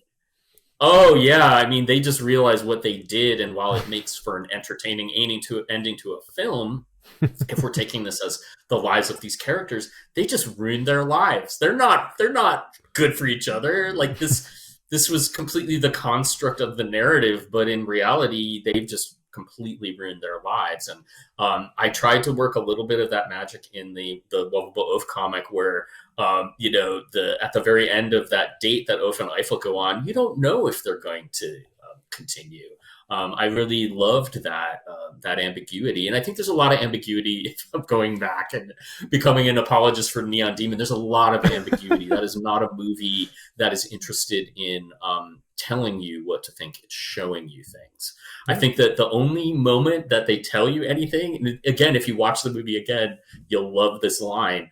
At the very beginning, the main characters are talking, and one of them asks the at that point the protagonist, "Are you food or are you sex?" And that's the whole movie in a nutshell, right there.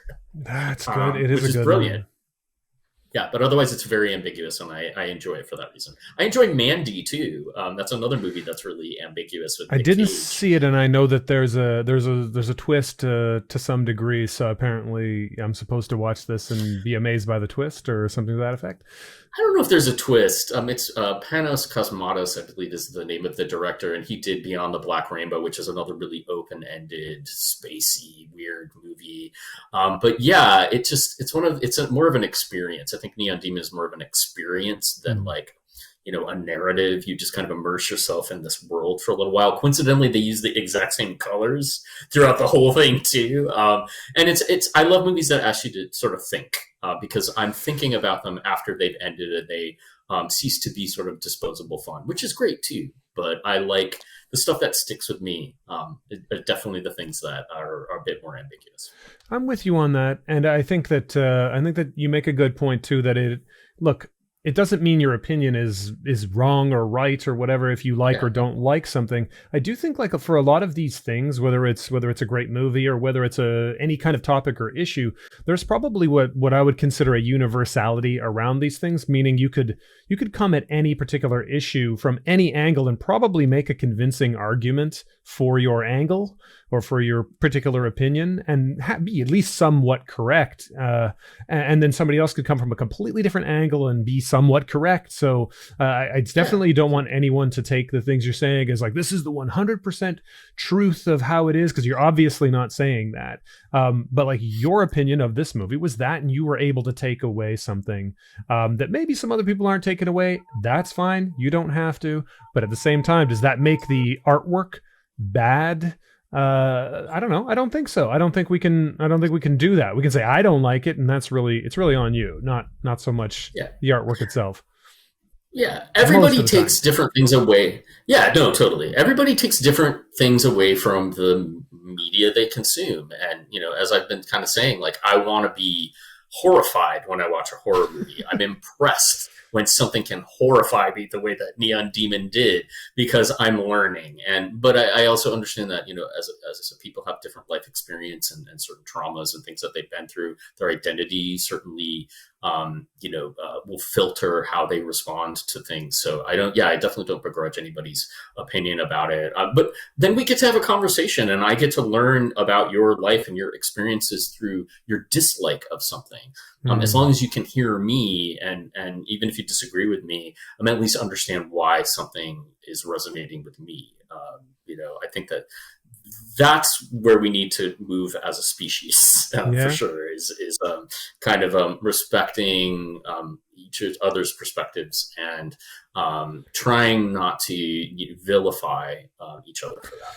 That is true. There is a lot of pressure to vilify. I think there is some cachet in being maybe catty towards other people or being negative towards other people and their opinions, and having a very strong, easy to understand stance about something.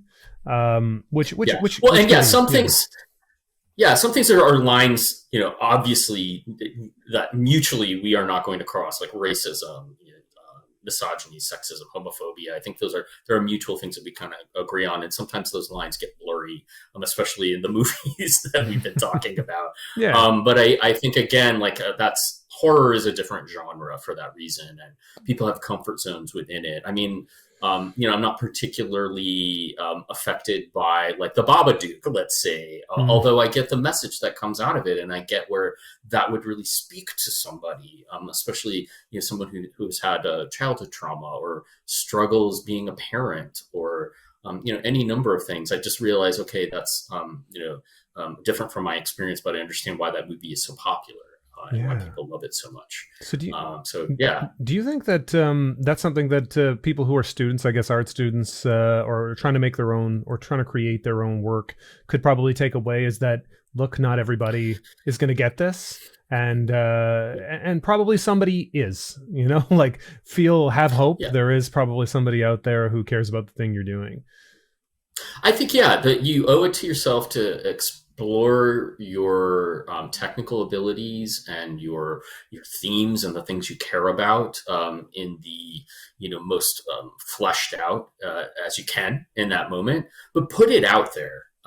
Just put it out into the world and see what happens. It's scary to do that. Any creative person will tell you that when you put something out into the world, you lose a measure of control over it. And you have to be prepared to do that, especially nowadays where on social media, many more people are going to see it than, when maybe I started out. So learn to lean into that loss of control and use it to learn more about what you're doing. Mm. When something unexpected comes back at you, try and engage that person. Don't run away from them. Don't try and shut them down. Try and talk to them about it, because they're going to learn something about you and why you made the choices that you did. And you're going to learn something about yourself and how you're expressing yourself creatively. And that's just a way to flesh out, and make yourself, again, going back to the adult situation, more of a mature person, but also more of a mature artist as well. Yeah. Well, I guess that's it. Maybe we can accept each other being different. But I say this a lot because of Japan, and I think I might have heard somebody else say it somewhere along the line too. I'm a big fan of Japan and Japanese culture. You mentioned manga. I actually just finished a 30 days only Japanese input because I've been terrible at Japanese for a long time, and I was trying to get better, but it's just like it's not happening. So Good I was like, for okay. you, man. Yeah, and language is one of the things that I am sort of terrible at. Especially learning it, when you're not in grade school or college. More power to you. I'm trying. So I listen to all of that, and the thing is there's stuff that they do in their culture. There's a way that they work things. One of the examples I give is the streets don't have names generally in most places, like in Tokyo, and it's a different address system. It doesn't work that way. It's kind of the buildings are the thing, and streets are a space for cars, right? So the address is going to be It's about more neighborhood based, right? Yeah, exactly. There's like these different sections essentially. And so is that wrong? I mean, it works. So I get all of my packages delivered to me, no problem. So it must work. So rather than wrong, it's maybe different. And is it effective? Does it work? Is it hurting anybody? No. So these kind of questions get answered pretty quick, and we can go forward. And also with that Japanese thing, maybe think about horror. I did watch a breakdown of a particular scene from a movie called Kairo, which was I think they made a version of it, I think, called Pulse. Maybe it was like a horror movie, and but this is sort of the difference between showing something and telling something. I felt like they did a better job in this scene in the Japanese version, where this guy goes in, so spoiler alert, a guy goes into this house that he's drawn to. He has kind of maybe a psychic connection of some sort. And he's looking in the house, he turns around, and then in the wall, they have a shadow going diagonally across the staircase, the wall of the staircase. And it's cut in half and it's dark and there's nobody there. Of course, when he turns around again, there seems to be a figure there. And this woman walks in a kind of slow motion towards him, and then almost trips, and also it's in slow motion, and then gets up and goes to him, and then he's screaming and stuff because she's coming after him, sort of thing. And that is a really disturbing scene for some reason or another. Even if you're not normally afraid of any of that kind of stuff, and it's like the director got a dancer who was really, really good with their body, and like they did all of this stuff. They made sure the frame rate was a particular thing, because it just the human being doesn't like the way that feels when they move like that. You know, so I thought that was the thing. Whereas it's like a graphics thing in the remake, right? So yeah, you know, that doesn't. Yeah, that sounds incredibly well crafted. Yeah, incredibly well crafted and exciting. And yeah, I mean, it touched something deep in you that you were not expecting. So that's exactly what I'm talking about. Yeah, I like being in the hands of somebody who is aware that they're kind of manipulating you for better or worse. All right. Hey, you know what? I feel like I'm going to end up ranting to you about scenes in movies now. So if we've That's degraded, another show. If we've degraded it to ranting in movies, then maybe it's time to wrap it up. I feel like it's getting there, and I've kept you here for a couple of hours already. You've been super generous and really, really great. I love what you had to say. Again, I feel like I'm the person who's kind of cheating life here by talking to people like you, and the fact that you would come on and chit chat with me, I really appreciate it. So it's meaningful. I think you're super smart. Yeah, I think you're super smart for doing it. I mean, podcast folks are, they want to entertain and they want to inform, but again, this just goes into the category of learning. You're learning a lot, and I'm learning a lot, so that's great. Oh, that's great. Well, look, all the best. And okay, wait, I didn't say, like, is there anything to pitch? Is there anything you want to tell? Like, I have actually at Wuvable_Oaf, your Instagram handle, above you quite a bit during this thing. But is there anything else people should see, places people should go to find you, or work that you want them to check out? Because I know that's an older thing. Maybe it's something you want to show them now. Yeah, I mean, I'm kind of in the process of, as I said, kind of picking my head back up. The pandemic was really debilitating to my creative process, and I kind of went into survival mode a bunch of times. So making comics work has not been kind of the focus of my life for the last couple of years. I'm kind of getting back on the horse with that, and I have a follow-up to the Fantagraphics book I'm working on. I'm pitching another story. I'm putting a pitch together for another sci-fi story for another publisher. So got things going on, but I guess the thing that's most immediate is the aforementioned convention appearances that I'm going to be doing over the summer, essentially. So, I mean, yeah, I even wrote them down real quick to go over them. I'm going to be at WonderCon. Say the dates. I'm going to be WonderCon in Anaheim, April 1st to the 3rd in the small press section. I'm going to be in a show in LA. It's sort of a part convention, part concert show called Permanent Damage, run by Keenan Marshall Keller. I don't know that he's released that publicly yet, but it's being put together. So I'll keep the details on that minimal, but it's going to be happening in May 15th in LA. Another one that hasn't quite been mentioned yet is a show run by some of the organizers of Prism. That's going to be happening in West Hollywood in June during Pride Month on the 18th. So maybe I'll keep details sketchy on that, but I'll be in LA in mid-June. And then I'm going to be at San Diego Comic-Con. I'm going to finally be returning to San Diego Comic-Con again in the small press area. Yeah, which is probably my favorite show. It's exhausting. I don't know how many more years I'll be able to do it, but I'll be back there. So mostly doing more in-person appearances where it's going to be safer, and masks are still sort of the order of the day, and releasing some things here and there along the way, some surprises, stuff that I've been working on. So yeah, I'm looking forward to seeing people again. Well, I hope everybody goes out to see you. And thanks again for being on this show very, very much. I really appreciated talking to you. It was great to get your perspective on so many different things. And I hope you have an awesome day. Just pretty much. Thank you, Rick.